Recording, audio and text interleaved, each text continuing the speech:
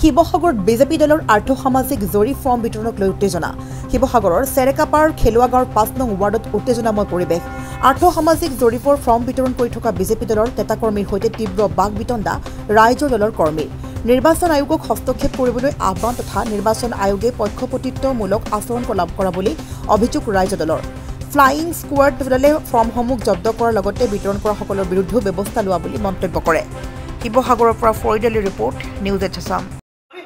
Model code of conduct যেতিয়া লাগি থাকে, মডেল কোড অফ কণ্ডাক্ট যেতিয়া লাগি থাকে, আপুনি নিৰ্বাচনৰ মানুহক এই সাধাৰণ ভোটাৰক একো আপুনি টোপোলা দিব নোৱাৰে।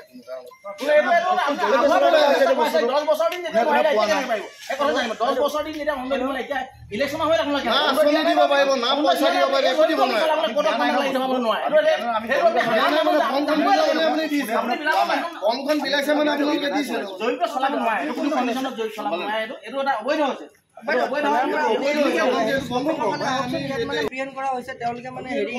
ইলেকশ্যনৰ সময়ত পইচাই কোনো ক'ব নোৱাৰে। তেতিয়াও পইচা টোপোলা দিয়া মানুহ আছে। এতিয়া আমি ঘৰে ঘৰে ঘূৰিলাতকৈ আমি পইচা দিলে ভোট দি দিম। আগৰ পাছত আমি নাম নকওঁ, কাৰণ চব পাই থাকোঁ। নধৰোঁ, আমি নাম নকওঁ।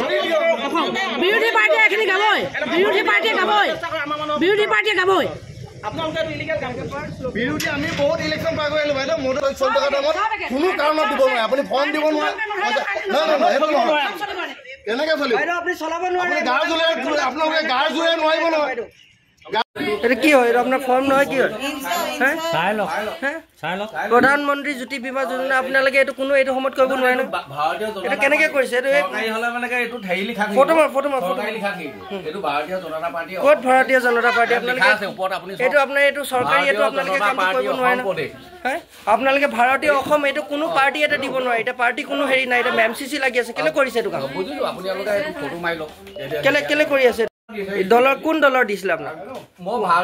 আপুনি ভাৰতীয় জনতা পাৰ্টি। আপোনালোকে এখন এনেকে ভাৰতীয় জনতা পাৰ্টি এখন চৰকাৰৰ আঁচনি এনেকে আপোনালোকে বিলাই আছে। এইটো MCC লাগি থকাৰ সময়ত আপোনালোকে কোনে অধিকাৰ দিলে আপোনালোকক এনেকে কৰিবলৈ? আপোনালোকে কি কথা কি কাম কৰিবলৈ আহিছে? এনেকে মানুহক আভুৱা ভৰাবলৈ আহিছে নেকি? কি হ'ল ঘটনাটো হৈছে এইখন আমাৰ ভাৰতীয় জনতা পাৰ্টীয়ে এটা জৰীপ কৰিছে যে অৰুণোদয় ইয়াত কিমান মানুহে নাই পোৱা আপোনালোকৰ কেন্দ্ৰত, ভোট কেন্দ্ৰত। গতিকে এইটো জৰীপ, এইখন আপুনি ফটো ল'ব পাৰে, এখন জৰীপ হয়। এনেকুৱা গোটেই আমাৰ দলে চবতে জৰীপ কৰি আছে। এনেকুৱা লৈ আমি পাছত গম পাম যে এওঁলোকে অৰুণোদয় নাই পোৱা। তেখেতলোকক হয়তো চৰকাৰে দিবাও কৈছে যে আমাৰ মুখ্যমন্ত্ৰী ডাঙৰীয়াই কৈছে যে ৰেচন কাৰ্ড থকা প্ৰতিজন মানুহে অৰুণোদয় পাব। আমি এতিয়া আহিছোঁ যাৰ ৰেচন কাৰ্ড নাই, আমি তেখেতলোকক আমি এই কাগজখন দিব পৰা নাই, নাম ল'ব পৰা নাই। কিন্তু কৈছোঁ যে আপোনালোকে মুখ্যমন্ত্ৰীয়ে কৈছে যেতিয়া দিব, আমি এইটো জৰীপহে কৈছোঁ। আপোনালোকে এইখন কাগজখন ভিডিঅ' কৰি লৈ যাব পাৰে। এইখন আৰ্থ-সামাজিক জৰীপ প্ৰপত্ৰ বছ। এইটো আমাৰ দলৰ ফালৰ পৰা কৈছোঁ, আমাৰ জনতা দলৰ ফালৰ পৰা, ভাৰতীয় জনতা দল। আপোনাৰ নামটো? চাওক, এই নিৰ্বাচন আয়োগে সম্পূৰ্ণ পক্ষপাতিত্বমূলক শাসকীয় পক্ষ লৈছে, এই কথাটো নিশ্চিত হৈছে। আমি এটা কথা, এই ফৰ্মখন এই নিৰ্বাচনী বিধি উলংঘা কৰি এইখন এতিয়া বিতৰণ কৰি থকা হৈছে। আমি কেইবাটাও জেগাতো এই ফৰ্মখন বিতৰণ কৰি থকা অৱস্থাত পাইছোঁ। এইখন কেতিয়াও বিতৰণ কৰিব পৰা নিৰ্বাচন আয়োগে কোনো অনুমতি দিয়া নাই এইখন বিতৰণ কৰিবৰ কাৰণে। তাৰ বিষয়ে আমি লক্ষ্য কৰিছোঁ যে আমি হাতলৈকে ধৰা পৰে তেওঁলোকৰ মুখ্যমন্ত্ৰী এখন বিতৰণ কৰিবলৈ দিছে বুলি কৈছে। তেওঁলোকৰ এই প্ৰশাসন কেন্দ্ৰটো এখন বিতৰণ কৰিবলৈ অনুমতি দিছে বুলি।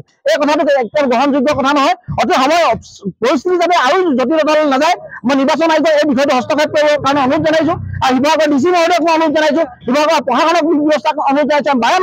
বাৰম্বাৰ ফোন কৰি থকাৰ পাছত তেখেতসকলে আহি এই বিষয়টো নিষ্পত্তি কৰিবলৈ চেষ্টা কৰা নাই। আমি এই কথাটো অভিযোগ কৰিছোঁ। তেখেতসকলে এই নিৰ্বাচন আয়োগে শাসকীয় পক্ষ লোৱা বুলি আমি অভিযোগ কৰিছোঁ। আৰু বিষয়টো এই যে ফৰ্ম বিলোৱা, এই যে সাধাৰণ মানুহক আভুৱা কৰিবলৈ চেষ্টা কৰা, এই 10 বছৰে অৰুণোদয় দিব নোৱাৰা এই তপন গগৈ এতিয়া ইলেকশ্যনৰ সময়ত তেখেতসকলে জৰীপ কৰিবলৈ আহিছে আৰু অৰুণোদয় দিম বুলি কৈছে। এই দুখীয়া মানুহক প্ৰলোভিত কৰাৰ চেষ্টা কিন্তু আমি কেতিয়াও মানি ল'ব নোৱাৰোঁ।